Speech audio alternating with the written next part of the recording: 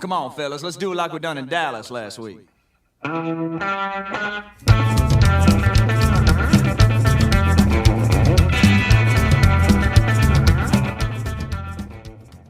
Sam Phillips is lucky enough to have his four boys, as he likes to refer to them, Jerry Lee Lewis, Carl Perkins, Elvis Presley, and Johnny Cash. The four guys that he discovered, they all happened to be in Memphis at Sun Studios at the same time, and got them all together and had a very, very famous picture of the four of them, which happened to inspire a Broadway, now off-Broadway show.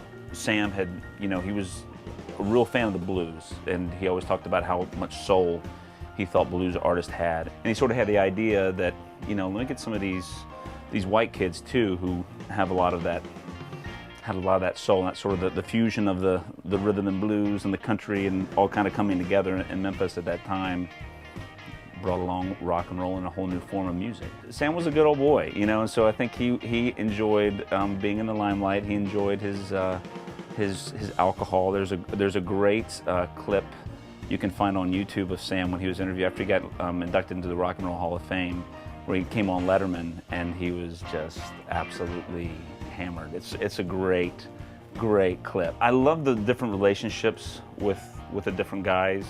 We talked about a lot in rehearsal, but also just the different, that Elvis is sort of the golden son, the golden boy, and he kind of does no wrong, and Jerry is sort of the mischievous, youngest son who's always getting into trouble and kind of continually does so, and that Carl's sort of like the workhorse, but isn't quite as big of a star as the other guys, and Johnny's sort of the one who's solid as a rock, and the different relationships sort of in the father-son sort of relationships that come out of it are really interesting to me. He's sort of the father figure, and he is the one who discovered them, and a lot of people give him credit for being the father of rock and roll. One of the most fun things for me with this show has been watching the matinee audiences, because typically when you're doing a show, the matinee audiences are the quietest ones, and you get the white hairs, the blue hairs out there, and everybody's like, oh gosh, are you all awake? Are you all awake?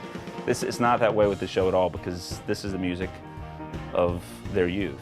And so it is awesome seeing 75 and 80-year-old women just bouncing in their seats and standing up and dancing. So that's a really, really fun time.